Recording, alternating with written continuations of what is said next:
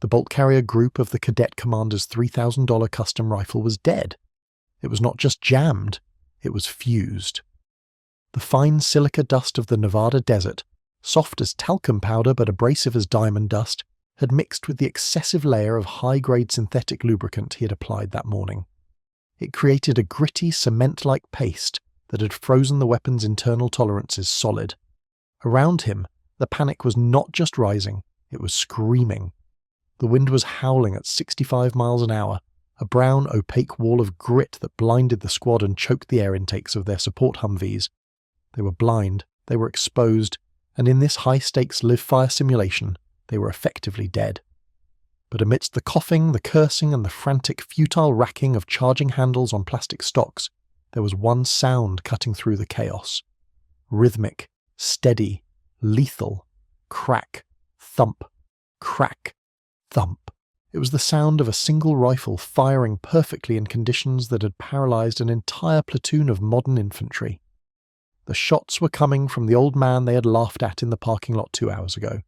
The one with the frayed collar, the one they called Gramps.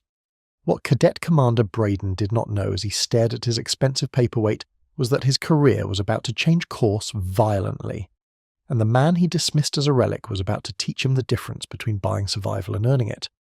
The desert does not forgive arrogance, it buries it. If you believe that experience outweighs technology every single time, type respect in the comments right now. Stay with this story, because when the dust clears, you're going to see exactly why you should never judge a warrior by the age of his equipment. 2 hours earlier, the sun was high, white, and brutal over the Nellis training range. The heat shimmered off the asphalt of the staging area, distorting the air like a funhouse mirror. It was a joint exercise, a capstone evaluation for a group of elite ROTC cadets before their final commissioning. And they looked the part. These were not just students, they were the top 1%. Crisp uniforms that had been tailored, high and tight haircuts that defied the wind, and gear that looked like it had been raided from a Tier 1 operator's locker room. Plate carriers with quick-release systems, ballistic helmets with integrated comms, and custom-modified carbines stored in polymer hardshell cases that cost more than most people's first cars. They were young, fit, and radiating confidence. Perhaps a little too much confidence. Standing near the water buffalo, leaning against a rusted fence post that looked about ready to give up, was Elias.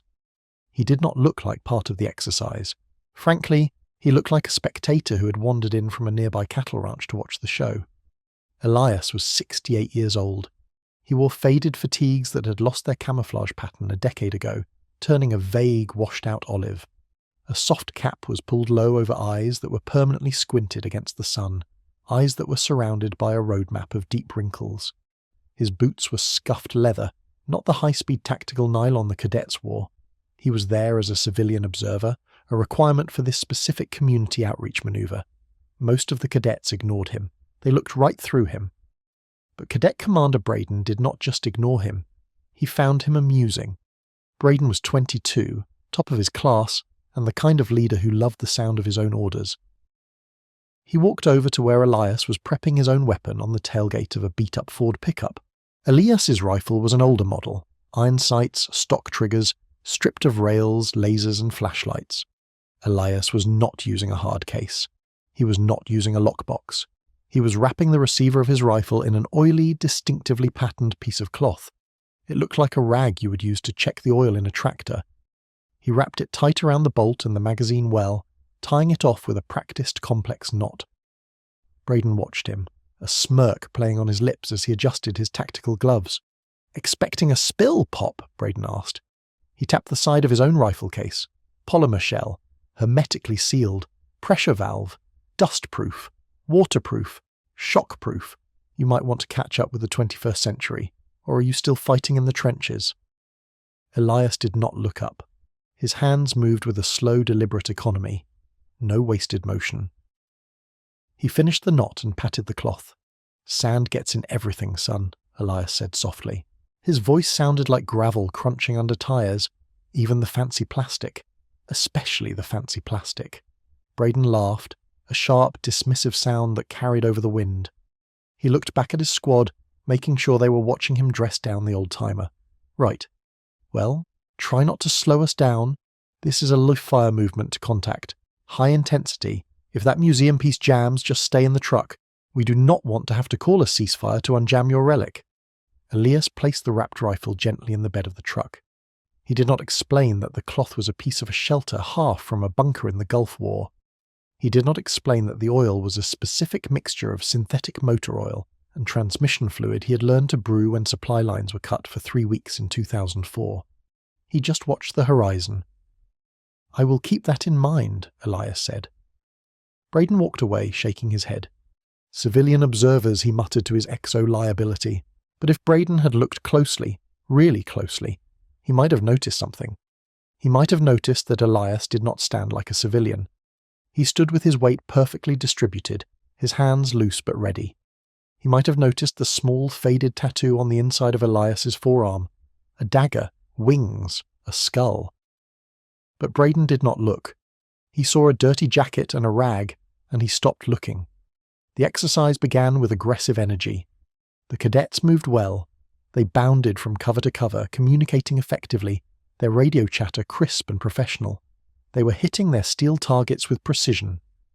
Braden was leading from the front, his high-tech optic allowing him to engage silhouettes at 300 meters with ease. Elias walked behind them, his rifle slung low, the cloth still wrapped tight around the action. He was not firing. He was not even watching the targets. He was watching the wind. 40 minutes into the patrol, the air pressure dropped. It was not gradual. It happened so fast your ears popped. The birds stopped singing. The ambient noise of the desert, the insects, the wind in the sagebrush, vanished.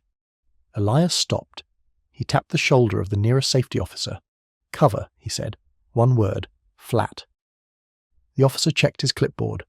"We are not at the objective yet, sir." Elias pointed south. Not for the drill. For that. The horizon had disappeared. In its place was a rolling, boiling mountain of earth.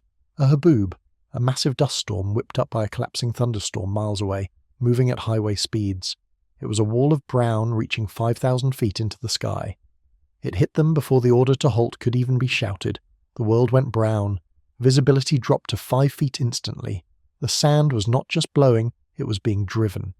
It stung exposed skin like sandpaper. It found the gaps in goggles. It found the seams in uniforms. And it found the weapons. Braden shouted, his voice nearly lost in the roar of the wind. "Defensive perimeter. Set up defensive lines. This is a simulation trigger. Expect enemy contact." Braden was right about one thing. Range Control, seeing the storm, had decided to test the cadets' adaptability. They did not cancel the exercise. They activated the close contact protocol. Pop-up targets began to rise in the gloom, simulating a massive rush of enemy combatants at close range within the storm. "Engage!" Braden screamed. "Engage!" He brought his rifle up. He centered the red dot of his optic on a looming shadow. He pulled the trigger. Click. He racked the charging handle. He could feel the grit grinding inside the aluminum receiver, a sickening, crunchy friction. He pulled again. Click. The fine, powdery dust had coated the bolt carrier group. The tight tolerances of his high-performance weapon, combined with the heavy layer of expensive lubricant he had applied that morning, had created a glue. The bolt would not seat. The firing pin would not strike. "Jam!" screamed a cadet to his left. "I am jammed. Failure to feed." "Me too," another shouted. "Bolt won't go forward. I can't clear it. It is seized." Panic. Real panic. In a real firefight, this is the moment you die. The targets were popping up closer now, 15 meters out, looming in the dust like ghosts. The cadets were frantically tearing at their weapons, slapping magazines, racking bolts, screaming for cover. The fancy hard cases they had stored the guns in earlier did not matter now. The dust was in the air, and their weapons were dead. Then, to their right, the music started. Elias had stepped forward. He moved calmly, without the frantic energy of the younger men. He had untied the knot on his rag with a single pull. The cloth fell away, revealing a rifle receiver that was dry, clean, protected. The oil-soaked wrap had acted as a sacrificial barrier, catching every grain of dust before it could enter the action. He did not use an optic. He did not need one at this range. He fired with both eyes open. Bang! A target dropped. Bang! Another one. He moved with a fluidity that made him look 20 years younger. His shoulders were hunched aggressively, his cheek welded to the stock. Braden, kneeling in the dirt with his useless rifle, watched in disbelief. Elias was not just firing, he was traversing. He was covering the entire sector. He was doing the job of 10 men. His weapon cycled violently, spitting brass into the dust storm, never hesitating, never choking. The relic was singing a song of reliability that the modern engineering could not match. For 3 minutes, Elias held the line alone. He dropped 22 targets. He reloaded by feel, his hands moving with the muscle memory of 1,000 patrols. When his bolt finally locked back on an empty magazine, the enemy targets stopped popping up. The storm began to lessen, the heavy wall of sand moving north, leaving behind a haze of lingering dust and a silence that was heavier than the storm. A voice boomed over the range loudspeakers. "Check fire. Exercise complete." Braden stood up slowly. His face was caked in brown mud where the sweat had mixed with the dust. He held his $3,000 rifle like a club. He looked at Elias. The old man was calmly rewrapping the action of his rifle with the dirty cloth. He did not look triumphant. He did not look smug. He just looked tired. A Humvee tore across the desert floor, sliding to a halt near the group. The door flew open. It was not a safety officer. It was General Vance, the base commander. General Vance was a legend, a man known for eating lieutenant colonels for breakfast. And right now, he looked ready to feast. He marched straight past the cadets, his boots kicking up puffs of dust. He stopped in front of Braden. "Report, Cadet Commander," Vance barked. Braden stammered, trying to salute while holding his jammed weapon. "Sir, catastrophic environmental failure. The dust, it seized the actions. We could not maintain rate of fire. The equipment failed, sir." "Environmental failure," Vance repeated, his voice dangerously low. "The desert is the environment, son. If your weapon fails in the environment, you failed." Vance turned slowly to the rest of the squad. I watched the thermal feed from the tower. One man maintained effective fire. One man stopped the breach. Who was it? Braden swallowed hard. His throat was dry as sandpaper. He pointed a trembling finger toward the truck. "The observer, sir, Mr. Thorne." General Vance's head snapped toward the truck. He saw Elias leaning against the tailgate, wiping sand out of his eyes. The general's demeanor changed instantly. The aggression evaporated. His posture shifted from command to reverence. Vance walked over to Elias. He did not yell. He stood at attention. A 2-star general standing at attention for a man in a dirty jacket. "Master Sergeant Thorne," the general said. Elias looked up. "Hello, James. You got a little grey since Fallujah." The cadets gasped. General Vance had been the hero of the Second Battle of Fallujah, and he was addressing this civilian by a rank that commanded absolute respect. "Cadets, gather round," Vance shouted. "Now!" The squad shuffled over, looking confused, ashamed, and small. "You look at this man, and you see a civilian in old clothes," Vance said, his voice carrying clearly in the stillness. "You saw his gear, and you laughed. I saw the footage in the parking lot. You thought you were superior because your rail systems have laser engravings and your cases have pressure valves." Vance reached out and touched the dirty, oily cloth wrapped around Elias's rifle. "This is Master Sergeant Elias Thorne. 25 years in Force Recon. He did not buy this technique in a tactical store. He invented it in a basement in Ramadi when fine sand was jamming the extractors of every M4 in the battalion. He kept a 12-man team alive for 3 days on a rooftop with nothing but this rag and a can of motor oil." Braden felt the blood drain from his face. He looked at the cloth he had mocked. It was not trash.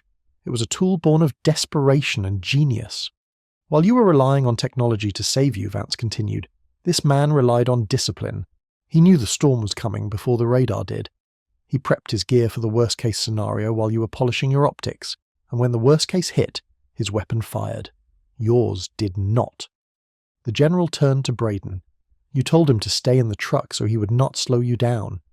If this had been real, Cadet, he would be the only one coming home. You would be a casualty report." Silence stretched across the desert. It was thick and heavy. Braden looked down at his boots. The shame was burning him hotter than the Nevada sun. He realized then that the museum piece was not the rifle. It was his own arrogance. "Master Sergeant," Braden said. His voice was cracked. He stepped forward. "I did not know." Elias finished tying the knot on his rifle. He looked at the young man. There was no anger in his eyes. Just the weary patience of a man who has seen too many young officers think they know everything. The enemy does not care what you know, son, Elias said quietly, and the sand does not care what you paid for your rifle. It only respects one thing, Braden asked. What is that, Master Sergeant? Elias said. Maintenance, and the humility to know that everything can fail. General Vance nodded. Effective immediately, the polymer cases are grounded. You will be issued standard field cloths. Master Sergeant Thorne is going to run a clinic on desert weapon maintenance. You will listen, you will learn, and you will thank him for the privilege. Do I make myself clear? Yes, sir, the cadets shouted in unison. The rest of the afternoon was very different. There was no strutting, no laughing. There was only a circle of humbled young men and women sitting in the dirt, watching an old man's weathered hands demonstrate how to use a simple piece of oil-soaked canvas to waterproof and dustproof a receiver. Braden was right in the front row, taking notes, watching those hands that had saved more lives than Braden had years on this earth. When the sun finally dipped below the mountains, painting the sky in brilliant oranges and reds, Elias sat on the tailgate of his truck, sipping lukewarm coffee from a thermos. General Vance stood next to him. They are good kids, Elias, Vance said, just green. They are all right, Elias replied. They trust their gear too much. They need to learn to trust their hands and their gut. They learned today, Vance said. You saved the exercise. Elias shook his head.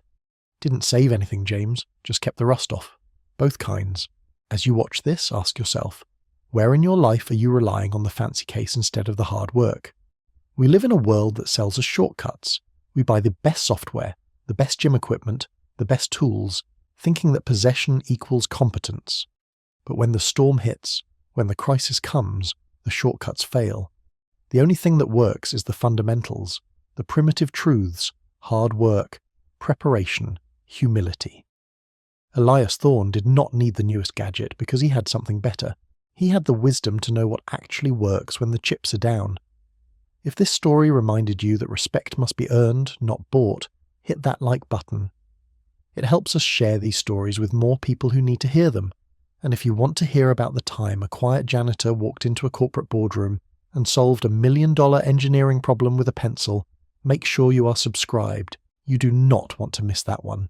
Leave a comment below with the word discipline if you believe that the person is always more important than the gear. I will be down there reading your stories.